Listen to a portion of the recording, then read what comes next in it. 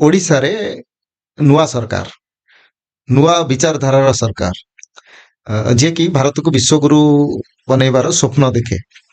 କିନ୍ତୁ ଆଜି ବି ଓଡ଼ିଶାର ଗାଁ ଗଣ୍ଡାରେ ଗଳି କନ୍ଦିରେ ମଦ ବେପାର ବହୁତ ମାତ୍ରାରେ ବଢି ଯାଇଛି। ଆଉ ମଦ କାରଣରୁ ଆମେ ଆମର ଓଡ଼ିଶାର ଯୋଉମାନେ ଓଡ଼ିଶାର ନାଁକୁ ଚାରିଆଡେ ପ୍ରସାରିତ କରନ୍ତି, ଓଡ଼ିଶା ପାଇଁ ଗୋଟେ ଗୋଟେ ଆସେଟ୍ସ ହେଇଥାନ୍ତି, ସେମିତି ଅନେକ ଲୋକଙ୍କୁ ହରାଇବାକୁ ବସୁଛେ। ଆମେ ବିଗତ ଦିନ ମାନଙ୍କରେ ମଧ୍ୟ ଅନେକକୁ ହରାଇଛେ। ଏଇ କିଛି ଦିନ ପୂର୍ବରୁ ଓଡ଼ିଶା ସଙ୍ଗୀତ ଜଗତର ଜଣେ ଉଦୀୟମାନ ତାରକାଙ୍କର ଅସ୍ତ ହେଇଗଲା, ଯିଏକି ହୁମାନ ସାଗର। ଆଉ ଜଣେ ଅଭିଜିତ ମଜୁମଦାର, ସେ ମଧ୍ୟ ଜୀବନ ସହିତ ସଂଗ୍ରାମ କରୁଛନ୍ତି। ଏଇ ମଦ କାରଣରୁ ଗାଁ ଗହଳିରେ ମଧ୍ୟ ବହୁତ ଉଦୀୟମାନ ଯୁବକ, ଯୋଉମାନଙ୍କ ଆଖିରେ, ଯୋଉମାନଙ୍କ ବାପା ମାଙ୍କ ଆଖିରେ ଅସୁମାରୀ ସ୍ୱପ୍ନ ଥାଏ, ସେମାନଙ୍କ ସ୍ୱପ୍ନ କୋଉଠି ନା କୋଉଠି ପୁରା ଧୂଳିସାତ ହେଇଯାଉଛି। ଏଇ ମଦ କୁ କଣ, ମଦ ପିଉଥିବା ଲୋକ ଆଉ ମଦକୁ ପ୍ରଚାର ପ୍ରସାର କରୁଥିବା ଲୋକ, ମଦ ବିକୁଥିବା ଲୋକ ପ୍ରତି କେଉଁଭଳି କାର୍ଯ୍ୟବାହୀ ହବା ଦରକାର? ବଢିଆ କଥାଟି ପଚାରିଲେ। ମୁଁ ନିଜେ ଭୁକ୍ତଭୋଗୀ। କେତେ ପିଉଥିଲେ ଦିନକୁ? ମୁଁ ପାଖାପାଖି 2002 ମସିହାରୁ 2018 ମସିହା ପାଖାପାଖି 16-17 ବର୍ଷ କାଳ। କେତେ ଟଙ୍କାର ପିଇଛନ୍ତି? ମୁଁ ପାଖାପାଖି ଯଦି ହିସାବ କରିବେ, ମୋର ଗୋଟେ ଫୋର୍ଡ ଆଇକନ ଗାଡି ଥିଲା। 2006 ମସିହାରୁ 2008ରେ ତାକୁ ସରେଣ୍ଡର କଲି, କାହିଁକିନା EMI ଦେଇପାରିଲିନି। କିଛି ଲୋକଙ୍କଠୁ ହାତ ସୁଧରେ ବି ଆଣିଲି। ନିଜ ସ୍ତ୍ରୀର ଗହଣା ବି ଚାଲିଗଲା। ମୋର ଏଠି ମୁଦି ଥିଲା, ବାହାଘରରେ ଯୌତୁକ ମିଳିଥିଲା, ସୁନା ଚେନ୍ ମୁଦି, ସିଏ ବି ଗଲା ମଣପୁରମରେ। କହୁଛି କିଛି ଛାଡି, ମଦ ଗୋଟେ ଏମିତି ଜିନିଷ। ପ୍ରଥମ କଥା ହେଲା, ମଦ ଭାରତ ପାଇଁ ନଥିଲା।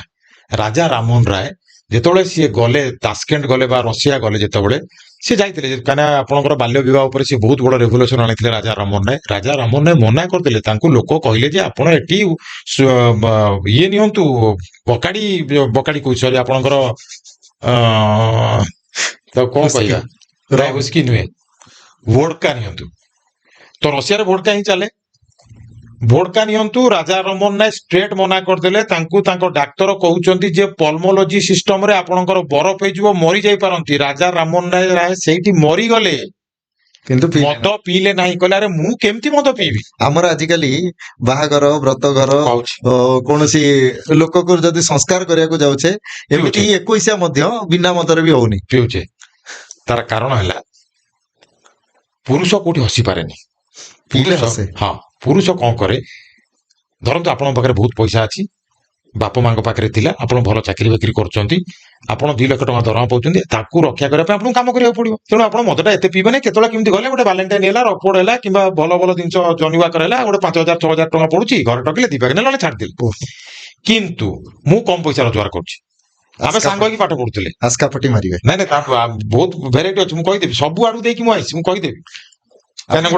କେତେ ଭେରାଇଟିର ମଦ ପିଇଛନ୍ତି? ମଦ ମୁଁ ପ୍ରାୟ ସବୁ ଚେକ୍ କରିଦେଇଛି। କଣ କଣ ପିଇଛନ୍ତି? ମୁଁ ଆପଣଙ୍କର ହାଣ୍ଡିଆ, ଆପଣଙ୍କର ଲସି, ଆପଣଙ୍କର ପାଇପାରିବେ, ସେଟା ହାଣ୍ଡି ସାଇଡରେ ବିକ୍ରି ହଉଥିବ, ଆପଣ ସେ ବସ୍ତିରୁ ପାଇଯିବେ। ଆପଣ ସେଠି ସ୍କଚ୍ ପାଇଯିବେ, ଭଲ ଭଲ ବାରରେ ଆପଣ ଇଏ ପାଇଯିବେ, ଟକିଲା ପାଇଯିବେ, ୱାଇନ୍ ପାଇଯିବେ, ଆପଣ ରମର ପାଇଯିବେ, ବହୁତ ଜିନିଷ ଆପଣ ପାଇଯିବେ, ହୁଇସ୍କି ପାଇଯିବେ। କିନ୍ତୁ ବ୍ରାଣ୍ଡ ଆପଣ ରକଫୋର୍ଡ ହେଇଗଲା, ଆପଣଙ୍କର 100 ପାଇପର ହେଇଗଲା, ଜନି ୱାକର ହେଇଗଲା, ବାଲେଣ୍ଟାଇନ ହେଇଗଲା, ହଁ, ସେଗୁଡା ସବୁବେଳେ ଆଫୋର୍ଡ କରିବନି, କାରଣ ବହୁତ ପଇସା ପଡେ। ବ୍ଲୁ ଲେବଲ ହେଇଗଲା, ସେଟା ଆହୁରି ପଇସା ହେଇଯିବ, ସେଗୁଡା ଆଫୋର୍ଡ କରିବନି। ହଁ, ଆପଣ ରକଫୋର୍ଡ ଟାକୁ ଆଫୋର୍ଡ କରିପାରିବେ, କିମ୍ବା ଅତି ବେଶୀରେ 100 ପାଇପର। ଏଟା ଯୋଉମାନେ ରେଗୁଲାର ମଦ ପିଉଛନ୍ତି। ମୁଁ ପ୍ରାୟ ରେଗୁଲାର ମଦ ପିଉଥିଲି, ପାଖାପାଖି ଗୋଟେ ଫୁଲ ଆଉ ଗୋଟେ ହାଫ ଡେ। ଦିନକୁ କେତେ ଟଙ୍କା? ଦିନକୁ ପାଖାପାଖି ଆପଣ ଧରିକି ଚାଲନ୍ତୁ, 2005-06 ବେଳୁ ମୁଁ କଟକ ଯାଏ। କଟକରୁ ସେଠି ଯୋଉ ଭାଇନାଙ୍କ ଢାବା ଅଛି, ଆପଣଙ୍କର ଲେଙ୍କା ଭାଇନାଙ୍କ ଢାବା ଆଗରେ, ସେଠି ଗୋଟେ ହୋଟେଲଟି ଥିଲା, ପେଟ୍ରୋଲ ଟାଙ୍କି ଆଗରେ। ସେଠି ସେ ଲୋକ ଆଜି ପର୍ଯ୍ୟନ୍ତ ମତେ ଯଦି ଭିଡିଓ ଦେଖୁଥିବେ, ସେ ଜାଣିପାରୁଥିବେ ଯେ ଲୋକଟା ଅଛି, ମଦ ପିକି ପେଟେ ପେଟେ ଯାଏ। ମଦ ପ୍ରଚୁର ପିଉଥିଲି, ଗାଡିରେ ଯାଉଥିଲି। ଗତ ବର୍ଷ 29 ତାରିଖ, ଜୁଲାଇ 29ରେ ମୁଁ ଗାଡିରୁ ପଡିଲି, କୋମାରେ ରହିଲି 6 ଦିନ। ହଁ, ସେଟା ମାସିକିଆ ହେଇଯାଇଥିଲା। 2019ରୁ ମାସିକିଆ କରିଦେଇଥିଲି। ମାସିକିଆଟା ଗୋଟାଏ ଦିନରେ ସରିଯାଏ। ତେଣୁ ପ୍ରବଳ ମଦ ପିଇଥିଲି। ମଦ ପିଲା ପରେ ମଣିଷ କଳି ଯୁଗରେ ଆଉ କଣ ଭଗବାନଙ୍କୁ ସିଏ କଣ ମାଗିଥିଲେ କି? ସିଏ ମାଗିଥିଲେ ଯେ ମୁଁ କେବଳ ରହିବି, ସୁନାରେ ରହିବି। ସୁନା ପାଇଁ କଳି ହୁଏ। ମଦରେ ରହିବି, ତା ପାଇଁ କଳି ହୁଏ। ଏବଂ ନାରୀ ଭିତରେ ରହିବି, ବା ଆପଣଙ୍କର ଯୋଉ ଅପୋଜିଟ ସେକ୍ସ କହୁଛନ୍ତି, ତା ଦେହରେ ରହିବି। ମଦ ନାରୀ, ଏଥିରେ କଳିଯୁଗ। ବର୍ତ୍ତମାନ କଳିଯୁଗ ଆଉ କେହି ନୁହଁ। ମଦ ବହୁତ ପିଆ ଆପଣ ହେଇଗଲା। ମଦ ପିଇବା ସାଙ୍ଗ ଗୁଡା ସବୁ ଆଜିକାଲି ମଦ ପିଆ ସାଙ୍ଗ ଅଛନ୍ତି ଏବଂ ବହୁତ ସାଙ୍ଗ ଚାଲିଗଲେଣି। ମୋ ବେଳା ଭଲ ମୁଁ ବଞ୍ଚି ଯାଇଛି ଏବଂ ଏଠି ଆପଣ ମତେ ଦେଖୁଛନ୍ତି ଗୁଡାଏ ସିନିୟର ଚାଲିଗଲେ, ରକ୍ତ ବାନ୍ତିରେ ଚାଲିଗଲେ, ଗୁଡାଏ ଜୁନିୟର ଚାଲିଗଲେ। ଆପଣଙ୍କର ହ୍ୟୁମାନ ସାଗର ଏବେ ଚାଲିଗଲେ। ମୁଁ ଖବର ପାଇଛି, ଖବର ନେଇଛି ଯେ ହ୍ୟୁମାନ ସାଗର ମଦ ନ ପିଇଲେ ଗୀତ ବୋଲି ପାରନ୍ତିନି। ଆପଣ ବହୁତ ଲୋକ ମଦ ପିଅନ୍ତି କିନ୍ତୁ ହଁ ଡିପ୍ରେସନ ତାଙ୍କୁ ବେଶୀ ମାତ୍ରାରେ ଆଘାତ କଲା। 35-36 ବର୍ଷରେ ଯିବା କଥା ନୁହେଁ, ଏଟା ଗୋଟେ ଅପୂରଣୀୟ କ୍ଷତି। ତାଙ୍କ ଗୀତ ଶୁଣିକି ଆମେ ବେଳେ ବେଳେ ମଣିଷ ପ୍ରେମରେ ପଡିଯାଏ। ଆପଣ ଯଦି ପ୍ରେମ ଆପଣ ଭୁଲି ଯାଇଛନ୍ତି, ଆପଣ ତାଙ୍କ ଗୀତ ଶୁଣିଲେ ପୁଣି ପ୍ରେମରେ ପଡିଯିବେ। ତାଙ୍କ କଣ୍ଠରେ ଏମିତି ମଧୁରତା ଥିଲା, ତାଙ୍କୁ ହରେଇଲେ।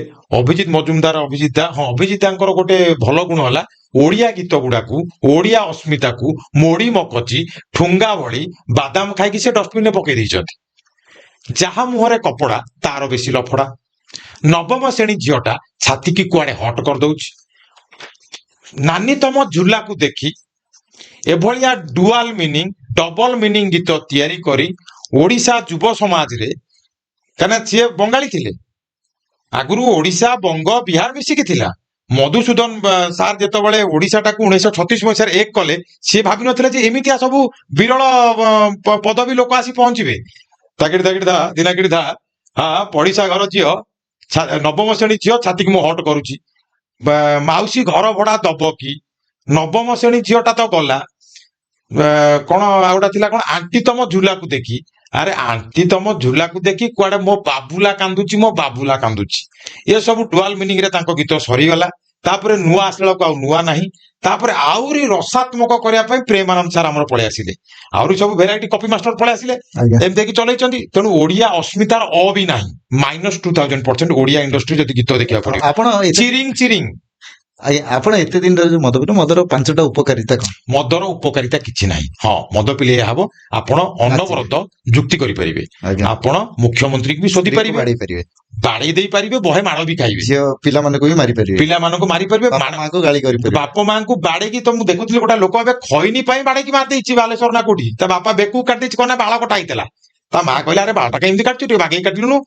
ବାପା କହିଲା ମାକୁ, ପୁଅକୁ କହିଲା, ମା ପୁଅଙ୍କର ତା ମାଟି ପୁଅକୁ ବେଶୀ ଭଲ ପାଏ। ତମେ କାହିଁ ମୋ ପୁଅକୁ କହିଲ? କହିକି ମା ପୁଅ କଣ କଥାବାର୍ତ୍ତା ହେଇଗଲେ, ସେ ଟୋକା ଗୋଟେ କଟୁରୀ ହେଲା ତା ବାପାକୁ ଆଣି ଦେଇଛି। କଟକ ମେଡିକାଲରେ ତା ବାପା ବେକଟାକୁ ଧରି କିନ୍ତି ଆସି କହିଛି କଣ ନା ବାଳ କାଟିଥିଲା, ବାପା କହିଲେ ବୋଲି ବାଡେଇକି ମାରି ସାରିଲାଣି। କରିବେ କଣ ଆପଣ? ମଦରୁ, ଯେମିତି ପପୁ ପମ୍ପମ ଆମର ତତ୍ତ୍ୱ ପ୍ରକାଶ ଶତପଥୀ ତାଙ୍କ ଭଲ ନା, ସେ କହିଥିଲେ ମଦରୁ ମରିବୁ, ଦରୁ ଦରିଦ୍ର ହବୁ। ଏଟା ଆକ୍ଚୁଆଲି ଠିକ। ମଦ ପିଇଲେ ଲାଭ କୋଉଠି ନାହିଁ। ଆଚ୍ଛା, ମୁଁ ମଦ ଛାଡିଦେଲି ବହୁତ ଦିନ ହବ, ମାସିକି ଆଇଥିଲା, ପଇଲି ଉଠିଲି, ମଦ ଛାଡିବାର ବର୍ଷେ ହେଇଗଲାଣି। ମଦୁଆ ବ୍ରାଣ୍ଡଟା ହଟାଇବା ପାଇଁ ମତେ ଆଜି ଗୋଟେ ଲୋକ ରିଲରେ କମେଣ୍ଟ ଦେଇଛନ୍ତି, ଘୋଡା ମଦୁଆଟା, ମଦୁଆର ପ୍ରଳାପ। ଭଲ ଲେଖୁଛନ୍ତି ଏବଂ ମୁଁ ବି ଓଡିଆରେ କହେ ତାଙ୍କୁ। ଆପଣ ବି ଖୁସି ଯାହା ବି ହେଲେ ପୂର୍ବ ପୂର୍ବ କଥା ଗୁଡା ମନେ ପକେଇ ଦଉଛନ୍ତି। ଏବଂ ମୁଁ ଯେତେବେଳେ ଗୋଟେ ଲୋକ କିଏ ମତେ ରିଲ ଫିଲ୍ଡରେ, ନା ମଦୁଆଟାକୁ ମଦୁଆ କହିଲେ ଭାରି ତ ଗର୍ବ ଲାଗୁଥିବ, ନାଇଁ ମଦୁଆ, କାରଣ ମଦୁଆଙ୍କର ଏଇଟା ଯୁକ୍ତି ହବା ଦରକାର, ମୁଁ ତ ମୋ ବାପା ପଇସାରେ ପିଇଲି। ହଁ ନାଇଁ ରୁହନ୍ତୁ, ଏପଟେ ବଢିଆ ମଜା କଥା କହୁଛି। ଯଦି ଆପଣଙ୍କର କୋଉଠି ମାର୍କେଟିଂ କରିବାର ଥିବ, ଆପଣ ମଦ ପିଅନ୍ତିନି, ଠିକ ଅଛି। ଆପଣଙ୍କୁ ବର୍ତ୍ତମାନ ଡିଜିଟାଲ ପ୍ଲାଟଫର୍ମରେ ଟିକେ ଅଭାବ ହଉଛି, କଣ କରାହବ? ଗୋଟାଏ ଦିନ ବସିବେ, ଟଙ୍କା 3000 ଧରିବେ, ଶହୀଦନଗରରୁ ଏମିତି 4ଟା ଖଟି ଆପଣ ବୁଲି ଆସିବେ। କୋଉଠି ନା କୋଉଠି ଖଟି ଆପଣଙ୍କୁ ଲୋକ ଚିହ୍ନିଥିବେ, କହିବେ ଆଉ ଟିକେ ଅଳ୍ପ ହେଇଛି, ଆଉ ତୋର ବୋଧେ ହେଇନି, ଆଉ ଟିକେ ହେଲେ ନା କଣ, 65 ଟଙ୍କା ଆସ୍ତେ କିନି ବଢେଇ ଦେବେ, ନୁଚେଇକି ଦେବେ, ଦେଖେଇକି ଦେବେ, ଆଉ ତୁ ଟିକେ ଯାନି ଆସ୍ତେ କିନି ନେଇଯିବ, ବେଶୀ ପିଇବନି। ସରିଗଲା। 15 ଦିନ ପର୍ଯ୍ୟନ୍ତ ଅନବରତ ଗୋଟିଏ ଟଙ୍କା ଦେବେନି, ସିଏ ଆପଣଙ୍କର ବୁଲି ବୁଲି ମାର୍କେଟିଂ କରିବ। କଣ ଜାଣିଛୁ ଉନ୍ମୋଚନ ଭାଇ, କଣ ଜାଣିଛୁ? ଆଉ ଫାର୍ଷ୍ଟ କ୍ଲାସ ଲୋକ, ବଢିଆ ଲୋକ, କିଛି ଜାଣିନୁ, ସେଟା ବାଜ୍ୟ ଲୋକଟା, ତୁ କିଏ? ସିଏ ଆପଣଙ୍କ ପାଇଁ ଲଢେଇ କରିଦବ। ଆଉ ଗୋଟେ ଖଟିକି ସବୁ ବି ଦରକାର ହବନି, ସେ କିଛି ଦରକାର ନାହିଁ ଆପଣଙ୍କୁ, କୋଉଠି ଆଡଭର୍ଟାଇଜ ଦରକାର ନାହିଁ, କିଛି ଦରକାର ନାହିଁ। ଟଙ୍କା 5000 ଧରିବେ, ଗୋଟା ଶନିବାରିଆ ସନ୍ଧ୍ୟା ବେଳିଆ 4 ରାଉଣ୍ଡ ଶହୀଦନଗର 1 ନମ୍ବର, ବାପୁଜୀ ନଗର, ଯୋଉଠି ଆପଣଙ୍କ ଚିହ୍ନା ପରିଚୟ ଅଛନ୍ତି, ଖାଲି ଟିକେ ମୋଟର ସାଇକେଲ ରଖିଦେବେ। ଟିକେ ନାଇଁ ଟାଇମ ଅଛି, 10ଟା 10 ହେଇଛି, ଟିକେ ବୋଧେ। ଆଉ ଭାଇ ନମସ୍କାର, ଏଇ ଯୋଉ କଥା ଆପଣଙ୍କ ଟିକେ ଆସ୍ତେ କିନା ପକେଟରେ ଗେଞ୍ଜି ଦେବେ, 500 ଦେଇଦେବେ। 15 ଦିନ ଅପେକ୍ଷା କରିବେ, ଆପଣଙ୍କ ପାଖକୁ ଫୋନ ଆସିବ। ବାପ ମା, ସ୍ତ୍ରୀ ଯେତିକି, ପିଲା ଛୁଆ ଯେତିକି ଚିନ୍ତା କରୁନାହାନ୍ତି, ସେମାନେ ଆପଣଙ୍କ ପାଇଁ ଚିନ୍ତା କରିବେ। ଭାଇ ଖାଇଲେଣି, ଶୋଇଲେଣି, କେମିତି ଅଛନ୍ତି, ଦେହ ଭଲ ଅଛି ତ, ଏହାଡେ ଆସିଥାନ୍ତେ କି? ସେଟା ହେଲା ମଦ ପିଆଇବାର ବେନିଫିଟ। ଏବଂ ହଁ, ମଦ ଯୋଉ ଲୋକଟି ପିଆଏ, ତା ପକେଟରୁ ସେ ପଇସା ଖର୍ଚ୍ଚ କରେ, କିନ୍ତୁ ଆପଣଙ୍କୁ ସେ ହାତ ବାର୍ଷି କରିଦିଏ। ଆପଣଙ୍କ ସମୟ ଗୁଡାକ ବହୁତ ନଷ୍ଟ ହେଇଯିବ। ମୁଁ ଭୋଗିଛି। ଆପଣ କୋଉ କୋଉ ନିଶା ଆଉ କରିଛନ୍ତି? ମୁଁ ହଁ ଗଞ୍ଜେଇ ବୋଧେ ଜୀବନରେ 2 ଥର ଟାଣିଥିଲି। ସେଟା ବୋଧେ ମୋ ସେତେବେଳେ ବାପାଙ୍କ ସ୍କୁଟର ନେଇକି ଶହୀଦ ନଗରରୁ, ସେତେବେଳେ ମୋର ଜଣେ ସିନିୟର ଥିଲେ ଦିଲ୍ଲୀପ ଭାଇ, ସେ ଏବେ ବି ଅଛନ୍ତି। ଇଣ୍ଡୋ ନିର୍ମାଣ ବୋଲି ଗୋଟେ ରିଅଲ ଏଷ୍ଟେଟ ଅଫିସ ଥିଲା। ଏଟା ମୁଁ 2002 ମସିହା କଥା କହୁଛି। ଗ୍ରାଜୁଏସନ ସରିଥାଏ, ତାଙ୍କ ପାଖରେ ପାର୍ଟ ଟାଇମ କରୁଥାଏ। କିଛି କିଛି ପଇସା ଯେତେବେଳେ ସେ ଦଉଥିଲେ, ବାପାଙ୍କ ସ୍କୁଟର ଦିନେ ନେଇକି ଆସିଛି। ଜଣେ ପିଲା ଆସେ ବାଲେଶ୍ୱରରୁ, ସେ ସେଠି ଚାକିରି କରିଥାଏ, ରିଅଲ ଏଷ୍ଟେଟ ବେପାର କରିଥାଏ। କହିଲା ଆଉ ଟିକେ ଟିକେ ନେଇଯିବା। ମୁଁ କହିଲି କଣ ନା ଆଣିଛି କହିକି ସେଠୁ ମୁଁ ଗୋଟେ ସଟ ନେଇଛି। ଗୋଟେ କେବଳ ପପ୍ ନେଇଛି। ମୁଁ ସୈନିକ ସ୍କୁଲ ପର୍ଯ୍ୟନ୍ତ ବାପାଙ୍କ ସ୍କୁଟରକୁ 3rd ଇୟରରେ ପଳେଇଛି। ମୁଁ କହିଲି ଆରେ ବଙ୍କାନଟା ପଳେଇଲା, କାହିଁକିନା ସେ ନିଶା ଖାଇଲା ମାନେ ଆପଣଙ୍କୁ ଡର ମାଡ଼ିବ। ଗିଅରଟା ପଡିଗଲା, ଗାଡି ପେନ୍ ଲାଗିଲା। ମୁଁ କହିଲି ଆଉ ଗୋଟେ ଗିଅର ଥିଲା, ମୁଁ ଏତେ ବାଟ 3rd ଗିଅରରେ ପଳେଇଲି, ମୋବିଲ ଗୁଡା ସବୁ ପିଇ ଯାଇଥିବ। ଆଉ ଇଏ ଗୋଟେ ଗଲା। ଭାଙ୍ଗ ମୁଁ ଖାଇପାରେନି। ହଁ ମଦ ପ୍ରଚୁର ପିଇପାରେ, ପିଇଛି। ପାଖାପାଖି ଯଦି ଟଙ୍କା ହିସାବ କରିବେ, ଧାର ହଉ ଉଧାର ହଉ ସୁନା ଯାଇକି ହଉ, ହଁ 19-20 ଲକ୍ଷ ଟଙ୍କା ହବ। 25 ଲକ୍ଷ ଧରିକି ନେଇକି ଚାଲ। ନିଜ ପେଟକୁ ପିଇଛନ୍ତି? ନା ନିଜ ପେଟକୁ ପିଇ ନାହିଁ। ଏଟା ଗୋଟେ କୌଣସି ମଧୁବାବୁ କେବେ ମଧୁବାବୁ ବୋଲି କହିବେନି, ସେ ଆପଣଙ୍କ ଶତ୍ରୁ ହେଇଯିବ। ମଧୁବାବୁ କଣ ମଧୁବାବୁ କହିବା? ନାଇଁ ମଧୁବାବୁ ବି କହିବେନି, ମଧୁବାବୁ ନାଇଁ ନୀରବ ରହିଯିବେ। ଏବଂ କୌଣସି ମଧୁଆକୁ କେବେ କହିବେନି ଯେ ତୁ ମଦ ଛାଡିଦେ ବୋଲି। ସେ କହିବେ ଆହୁରି ପିଇ। ୟସ୍ ଯିବେ। କମ ହେଲା ବୋଧେ 10-500 ଅବଶ୍ୟ। ଠିକ ଅଛି, ତୁ ଆଉ ବେଶୀ ନୁହଁ, 3 ପରିବାର ମାସ। ନଷ୍ଟ କରିବାର ନାଇଁ ନାଇଁ 3 ମାସ। ତୀବ୍ର ଇଚ୍ଛା ମୋ ମନରେ ନାହିଁ। ନାଇଁ ନାଇଁ ଆପଣ ଡାଇରେକ୍ଟ କହିଦେବେ ତାଙ୍କୁ, ଠିକ ଅଛି ମଶା ତ ହେଲାଣି, ମୁଁ ତତେ 15 ଦିନ ଏମିତି 500 ଲେଖା ଦେବି, ନହେଲେ ଗୋଟା ଫୁଲ ଦେବି। ଦେଖିବା ତୁ କେତେ ଦିନ ବଞ୍ଚିବୁ। ନା ମରିବୁ ଦେଖିବା। ଅବଶ୍ୟ ଆମେ କାଲି ସକାଳେ କଥା ହବା କହିକି ଛାଡିଦେବେ। ଦିନେ ନବ, 2 ଦିନ ନବ। ଆଚ୍ଛା ରିଆକ୍ସନ ଟା ଧୀରେ ଧୀରେ ହବ, ହଠାତ୍ ହବନି। ଆପଣ ଯଦି ଜଣଙ୍କୁ କହିବେ ଯେ ମଦ ଛାଡିଦେ, ଛାଡି ପାରିବନି। ମୋ ସ୍ତ୍ରୀ ମୋ ପାଇଁ ବହୁତ ଚେଷ୍ଟା କରିଛନ୍ତି, ପାଣି ରାଣି ମିଶେଇକି ଦେଇଦେଲେ। ମଦ ଗୋଟେ ପେକ୍ ପିଇଥିବି, ଆଖି ଫାଖି ସବୁ ଲାଲ ହେଇଯିବ, ଛାତି ଧଡ ଧଡ ହବ, ବଡିରେ ରିଆକ୍ସନ ହବ, ଦେହ ଲାଲ ହେଇଯିବ। ଡାକ୍ତରକୁ ଗଲି, ଡାକ୍ତରଙ୍କୁ ବି ଦେଖେଇଲି। ଡାକ୍ତର ମତେ ଅଦ୍ଭୁତ ପ୍ରଶ୍ନ ପଚାରିଲେ, କଣ କଣ ହଉଛି? ମୁଁ କହିଲି ସାର୍ ଏଇ ସବୁ ସିମ୍ପଟମ ଗୁଡା ହଉଛି। ଆଉ ନା ଡ୍ରିଙ୍କ୍ସ ହେରିକା କର କିରେ? ସାର୍ ଛାଡି ପାରିବନି, ଛାଡିଦିଅ, ଜୀବନ ପ୍ରତି ବିପଦ ଅଛି। ଛାଡିଦେଲି, ମାସେ ଛାଡିଦେଲି। ଆଉ ଗୋଟେ ଦିନ ସମସ୍ତେ ବସିଛନ୍ତି, ମୁଁ ଦେଖିବା ଆଜି ଯାଉଛି କି ନାହିଁ। ଟିକେ ନେଇଗଲି, ଯାଉଛି। ସେଦିନ ମାସକର କୋଟା ଫୁଲ ହେଇଗଲା। ତେଣୁ ମଦ ମୁଁ ଗୋଟା ମରୁ ମରୁ ବଞ୍ଚିଲି ବୋଲି ମୁଁ ଛାଡିଦେଲି। ଗୁଡାଏ ଲୋକ ଛାଡିବା ପାଇଁ ଚେଷ୍ଟା କରୁଛନ୍ତି, ଛାଡି ପାରୁନାହାନ୍ତି। ମାନେ ମଧୁଆ ଆଇଦର ମରିଯିବ, ନହେଲେ ମରୁ ମରୁ ବଞ୍ଚିଲେ ଛାଡିଦବ। ମରୁ ମରୁ ବଞ୍ଚିଲେ ଛାଡିଦବ। କିନ୍ତୁ ହଁ ନିଜେ ଛାଡିବ କେତେବେଳେ ନା ଯେତେବେଳେ ଶୋଇଲା ବେଳେ ନିଜ ବାପା ମାଙ୍କୁ ଦେଖିବ, ଯଦି ବାହା ହେଇଛି ଶୋଇଲା ବେଳେ ନିଜ ସ୍ତ୍ରୀ ଏବଂ ପିଲା ଛୁଆଙ୍କୁ ଦେଖିବ। ଆଜି ଯୋଉ ପିଜା ଆଣିକି ଦେଲି, ଆଜି ଯୋଉ ତାଙ୍କୁ ଡ୍ରେସ ଆଣିକି ଦେଇଛି, ଆଜି ଯୋଉ ତାଙ୍କୁ ଖୁସି ମୁଁ ଦେଇପାରୁଛି, ମୁଁ ମରିଗଲା ପରେ ଏମାନେ ସବୁ ପାଇବେଟିରେ। ଥରେ ଚିନ୍ତା କରିବ, ଶୋଇବ, ନିଶାରେ ଚିନ୍ତା କରୁ ବା ବେନିଶାରେ ଚିନ୍ତା କରୁ। ବହୁତ ମୋ ସାଙ୍ଗ ତ ଅଛନ୍ତି, ବହୁତ ଲୋକ ମରିଗଲେଣି।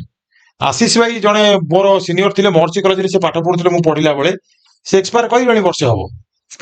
ହଁ ତାଙ୍କର ବହୁତ ଭଲ ଥିଲେ, ଇଏ ଥିଲେ। ମୋର ଗୁଡାଏ ସିନିୟର, ମୋ ନାଁ ଯାହା ରଞ୍ଜନ ବୋଲି ଜଣେ ବିଲ୍ଡର ଥିଲେ, ସିଏ ମରିଗଲେ। ଆପଣଙ୍କର ଜଣେ ଆଶୁତୋଷ ବସ୍ ଚାଲୁଥିଲା ଏଠି ଭୁବନେଶ୍ୱର ଭିତରେ, ଆଶୁତୋଷ ବୋଲି ଗୋଟେ ପ୍ରାଇଭେଟ ବସ୍ ଚାଲେ, ସିଏ ଚାଲିଗଲେ। ତାଙ୍କ ନାଁ ଥିଲା, ସିଏ ବି ସେମିତି ଚାଲିଗଲେ।